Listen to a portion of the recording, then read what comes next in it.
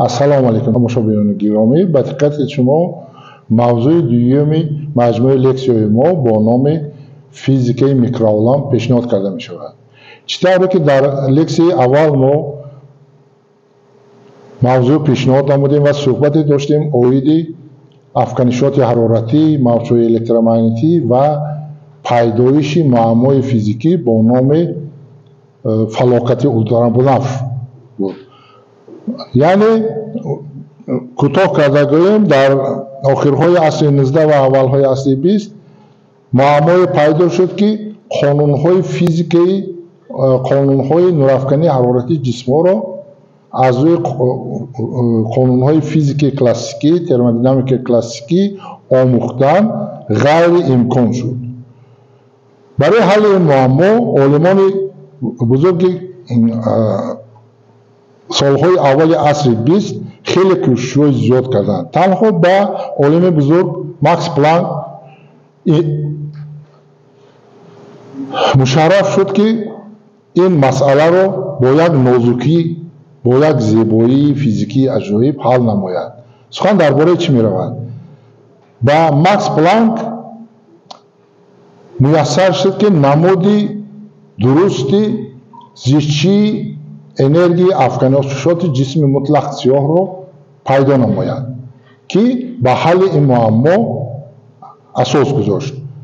اساسی پیشنهاد ماکس پلانک نام فرضیه پلانک را گرفته است. فرضیه پلانک چیست؟ یادآور میشم که فرضیه پلانک این خیشت اول در پیدایش فیزیک نو با نام فیزیک کوانتی می باشد. ماکس پلانک گفت که موج الکترومغناطیسی از حصه های خرد انرژی عبارت است که بعدتر آن را کوانت روشنایی گفت.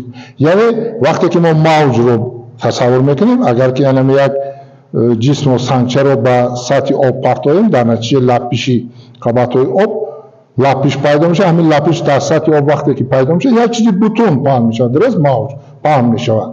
همین موج الکترومغناطیسی همون خیلی تصور میکردن که یک چیزی بوتون پهن میشه در فضا. همین پلانک گفت که این موجی که ما تصور میکنیم این یک چیزی بوتون نبوده، از حصه های نهایت خرد انرژی عبارت است که همین نامش رو گفت کوانت روشنایی.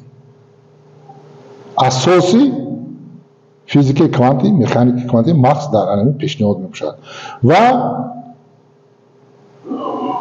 گفت که انرژی موج وقتی که ما میگوییم که موج الکترومغناطیسی میگوییم که از حصه های علاوه کوانت روشنایی عبارت است، باید ما خاصیت های موج الکترومغناطیسی رو با همین حصه خرد انرژی با کوانت روشنایی وابسته نماییم. بعدتر همین کوانت روشنایی نام ذره با نام فوتون رو گرفت. یعنی فوتون برنده انرژی موج الکترومغناطیسی میباشد. موج الکترومغناطیسی از آن جمله روشنایی با یاری پنجشوی همین ذره با نام فوتون عملی کرده می شود. فوتون این ذره می باشد که ماس آرامی ندارد، ضرر الکتریش برابر 0 است و در آینده می بینیم باز بغیر این دو خاصیت باز سپینش برابر 1 است، یعنی بوتون است. همین ذره را میگویند فوتون. این برنده، تکرار میکنم، برنده انرژی موج الکترومغناطیسی باشد. همین فرمولی که پلانک پیشنهاد نمود بسیار فرمول ساده است. این انرژی موج الکترومغناطیسی است. گفت که انرژی موج الکترومغناطیسی یا نقطه‌اش انرژی فوتون، اینجا انرژی فوتون است. همین انرژی فوتون با بسامد موج الکترومغناطیسی که همین فوتون ها اون رو تشکیل میکنن متناسب است. یعنی بسامد درازی موج این خاصیت های موجی حادثه ها رو نشان میده. یعنی موج الکترومغناطیسی رو اگر که ما گوییم که خاصیت موجی اش رو چی ifade میکنه، پیش از همه میگیم درازی موج و بسامد اون. یعنی خاصیت موجی موج الکترومغناطیسی رو خاصیت موجی روشنایی رو ساده کرده گیریم با خاصیت ذرگی موج الکترومغناطیسی وابسته کرد.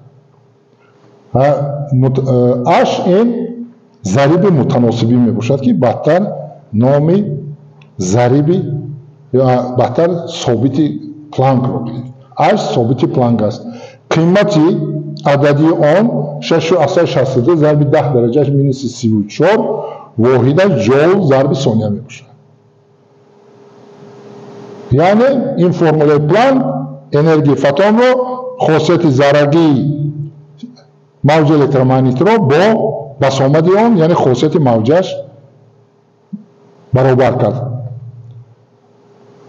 خب میایم به سر علامه ثابت پلانک. ثابت پلانک یکی از ثابت‌های فوندامنتالی فیزیکا می باشد. در مثال ثابت‌های سرعت روشنایی، ثابتی بولتزمن، خب ثابتی پلانک، حالی در آینده میگذاریم ثابتی اندازه باری اتم، مگنتونی بور و غیره و غیره، ذره الکترون، مس الکترون و هکذا یکی از ثابت‌های فوندامنتالی فیزیکا می باشد. یعنی یک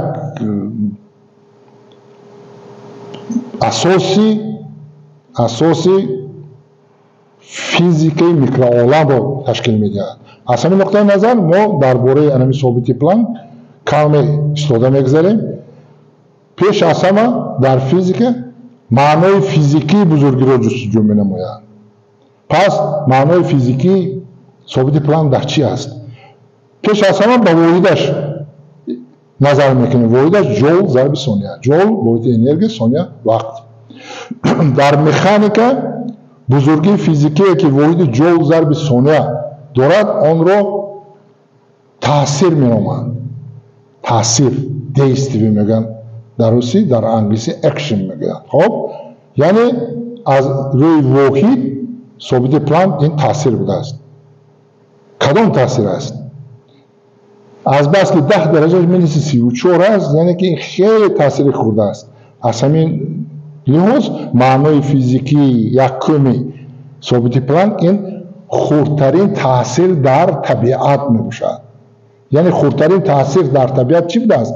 همون تاثیری که یک فوتون هنگام تاثیر کردن به جسم می رساند. همین در آینده باز بعضی خردترین اندازه اتم، خردترین مومنت مگنیتی و هکذا رو می بینیم. در اینجا معنای فیزیکی یکم فیزیکی ثابت پلانک دست خردترین تاثیر در طبیعت. میایم به معنای دویمش. معنای دویم ثابت پلانک این سرحد است. سرحد بین میکرو و ماکرو عالم. در آینده میبینیم که قانونهای فیزیکی میکرو عالم کلا از قانونهای فیزیکی ماکرو عالم فرق میکنه. یعنی فیزیک تقسیم میشه و ماکرو و میکرو عالم. لیکن چخیل معین میکنیم. از کجا میفهمیم که جسمی که داده شده است ما وی رو رفتارش رو خاصیتاش رو از روی قانونهای ماکرو عالم معین نماییم یا که از روی قانونهای میکرو عالم. در فیزیک همه چیز یک اندازه خود رو دارد، دقیقیت دارد. هر یک چیز در تجربه معین کرده می شود. باید که هر گفته دقیق باشد، اثبات تجربوی داشته باشد. از همین لحاظ تنها گفتن این ماکروعالم و این میکروعالم با این مسئله حل نمی شود. باید که سرحدی دقیق باشد. اما سرحدی میکرو و ماکروعالم این ثابت پلانک است. یعنی چی؟ اگر بزرگی فیزیکی که یا پارامتر فیزیکی که آموزش آن را ما عملی کردن میخواهیم نسبت به بزرگی عددی ثابت پلانک خیلی کلان باشد، یعنی در آموزش همین حادثه ما ثابت پلانک را برابر نول گفته توانیم، در آن مورد ابیکت ما میشن ماکرو عالم. اگر که چنین رفتار ناجایز باشد، یعنی نسبتی پارامتری که یا که بزرگی فیزیکی که جسم داره است ما ثابت پلانک رو نول گفته نتوانیم، این میشه میکروعالم. برای مثال میگم اگر که ما рафтори қонунҳои ҳаракати донишҷӯро омӯхтанӣ бошем, яке аз параметрҳои асосии он массааш мебошад. Массаи донишҷӯ 60 килограмм аст. 60 килограмм гуҷову 10 дараҷааш минуси 34 гуҷо аст. Яъне нисбат ба массаи донишҷӯ собити Планкро баробари 0 гуфтан мумкин аст. Акнун мегирем ба ҷои донишҷӯ электронро. Массаи электрон 9.1 зарби 10 дараҷааш минуси 31 килограмм аст. 10 дараҷааш минуси 31 килограмм аз нуқтаи назари физикаи микроолам ҷаҳони сағир нисбат ба 10 дараҷааш минуси 34 хеле наздик аст. Аз ҳамин нуқтаи назар мо собити Планкро дар ин мавриди омӯзиши хусусиятҳои электрон 0 баробар гуфта наметавонем. Яъне дар тамоми микрообъектҳо бузургиҳое истифода мешаванд ки қиматҳои ададиашон ба собити Планк наздик аст. дар ин маврид электронро мо аз рӯи қонунҳои микроолам меомӯзем. Яъне анавин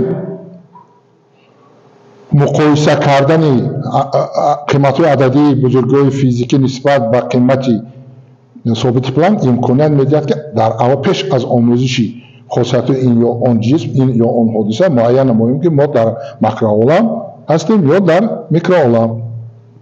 Анамин маънои дуюми собити Планк аст, яъне сарҳади байни микро ва макроолам. Хоб акнун Планк чӣ кор кард?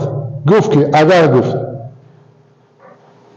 энергияи фотон ба h0 баробар бошад, мавҷи электромагнитӣ аз маҷмӯи беохир зиёди фотонҳо иборат бошад, яъне дар инҷо n адади фотонҳо, пас ансамбли фотонҳо мавҷуд аст. мо метавонем ки барои ансамбли фотонҳо, яъне маҷмӯи зиёди зарраҳо, қонунҳои физикаи статистикиро истифода барем. Физикаи статистикӣ қисми физикаи назариявӣ аст ки танҳо ба омӯзиши хусусиятҳои ансамбли зарраҳо, объектҳо иборат аст. Яъне маҷмӯи зарра, объектҳо хеле бояд зиёд бошад, пас қонунҳои аҷоиби физикии статистикӣ амалӣ карда мешавад. Яъне барои омӯзиши хусусиятҳои мавҷи электромагнитӣ мо бо боварии том қонунҳои физикаи статистикиро истифода бурда метавонем. Ана чӣ кор кард? Пеш аз ҳама дар оянда мо мегузарем зарраҳо ба ду гурӯҳ тақсим мешаванд. ба бозонҳо ва фермионҳо. Бозонҳо гуфта зарраҳоеро мегӯянд ки спинашон бутун аст, яъне 0, 1, 2, 3, 4 ва ҳоказо. Фермионҳо гуфта зарраҳоеро мегӯянд ки спинашон касти аст, 1 тақсими 2, 3 тақсими 2, 5 тақсими ва ҳоказо. Дар оянда мафҳуми спинро мегузарем, муфассал мегӯем. Ҳозир ҳаминро шумо қабул намоед ки зарраҳо, тамоми зарраҳо ба ду гурӯҳ тақсим мешаванд: бозонҳо ва фермионҳо. Азбаски спини фотон баробари 1 аст, пас ба класси бозонҳо ворид мешавад. Бозонҳо аз рӯи омори дигар омӯхта мешаванд, фермионҳо аз рӯи омори дигар омӯхта мешаванд ки ин оморҳо ҳар душам хосияти квантӣ дорад. Танҳо дар физикаи квантӣ ин оморҳо омӯхта мешавад. Бозонҳо аз рӯи омори Бозе Эйнштейн омӯхта мешавад, фермионҳо аз рӯи омори Ферми Дирак омӯхта мешавад. Дар физикаи классикӣ мо кадом оморҳоро медонем? Оморҳои Болцман, Максвелл, хоб ва танҳо дар тақсимотҳо оморҳо, ин тақсимотҳои зарраҳо аз рӯи ин ё параметрҳо мешаванд. Тақсимоти зарраҳо аз рӯи суръат, тақсимоти зарраҳо аз рӯи энергия, тақсимоти Болцман. Дар ин ҷо бошад агар тақсимотҳои Бозе Эйнштейн ва Ферми Дирак будаст.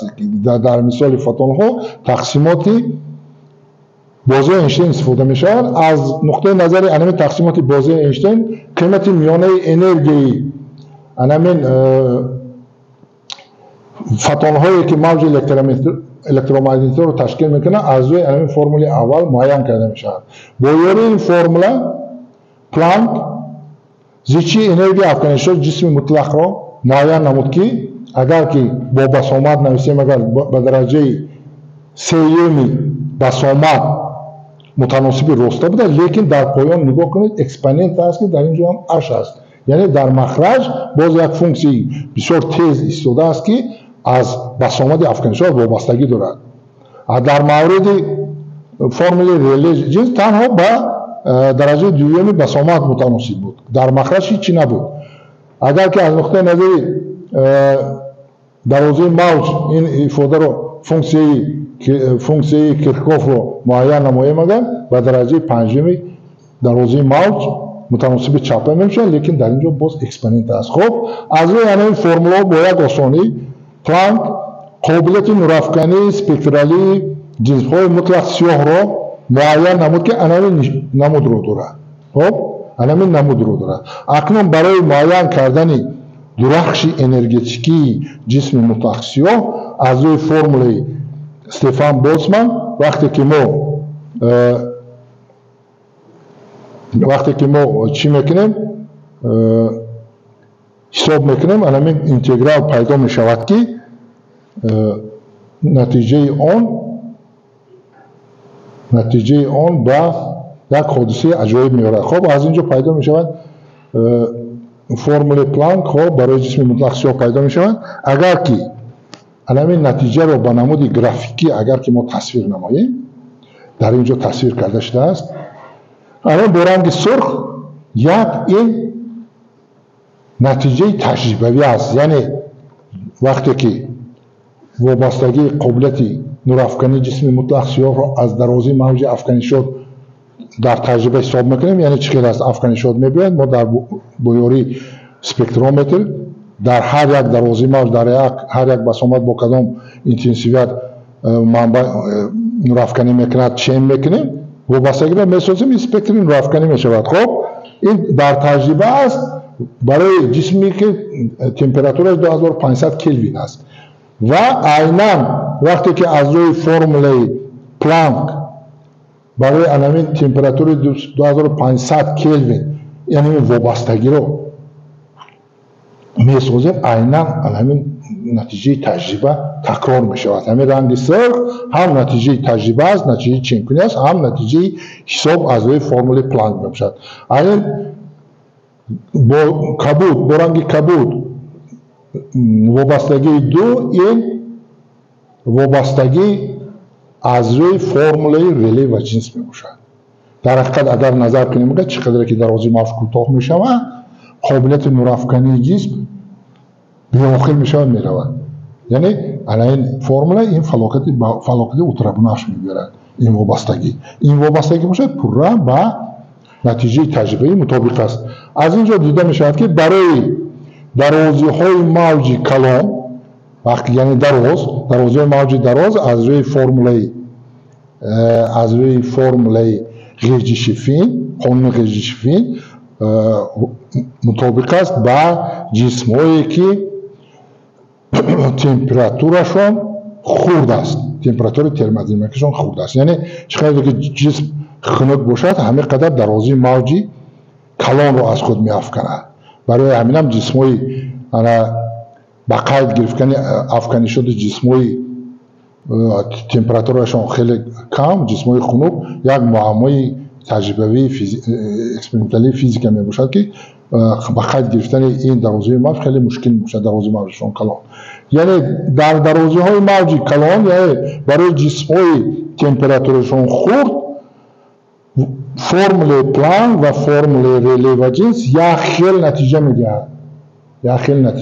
лекин барои дарозаи мавҷи кӯтоҳ, яъне барои нурҳои рентгени гамма афканишот, ин ҳар ду натиҷа ба таври куллӣ фарқ менамоянд, ки дар ин слайд оварда шудаанд. яъне хулоса чӣ аст? хулосаи ин мавзӯи дуюм дар он аст, ки олимон маҷбур шуданд дар мисоли Планк фарзияеро қабул намоянд, ки мавҷи электромагнитӣ аз ҳиссаҳои хурди энергия ё квантҳои рӯшноӣ иборат аст, ки баъдтар онро гуфтанд ки фотон, яъне ҷисмҳо мавҷи электромагнитиро ба намуди зарраҳо, бо намуди фотонҳо меафканад, ки ин як ҳиссаҳои хурди энергия аст. анамин мафҳуми квант ҳам мас дар анамин аввалин маротиба дар ҳамин ҳодиса пайдо шудааст. яъне квант чӣ аст? квант ин ҳисса аст پس حصه که شد تمام حادثه‌های فیزیکی در آینده می‌بینیم که در میکروعالم خاراکتری دیسکریتی دارند، کوانتونیده شده‌اند. میگویند ما می‌دانیم که فرض کردیم که انرژی جسم کدام قیمت‌ها رو می‌گیرد؟ می‌گیرد قیمت از 0 تا به آخر قیمت می‌گیرد، به فاصله دلخواه قیمت می‌گیرد. لیکن در میکروعالم انرژی جسم کوانتونیده شده است، یعنی تنها حصه‌های معین انرژی رو می‌گرفته می‌تواند. در مثال کوانت روشنایی. همین طور خلاصه همین است که موج الکترومغناطیسی از فوتون‌ها عبارت است. جسم‌ها موج الکترومغناطیسی را به نمود فوتون‌ها می‌افکنند، حصه دیسکریتی می‌افکنند. اکنون سوال پیدا می‌شود که چون که در درس اول گفتیم در تمام فیزیک نقطه آخران رو تجربه می‌گذراند، یعنی که تجربه آیا موجودیت فوتون رو اثبات کرد یا نه. اگر که در تجربه ما موجودیت فوتون رو اثبات کنیم، بعد این گفته‌های فرضیه‌های پلانک، موجودیت فوتون، ثابت پلانک و هاکذا بعد قابل قبول می‌شود. از این رو موضوع دیگر در آینده این اثبات تجربوی موجودیت فوتون میباشد که در موضوع دیگر می‌بینیم.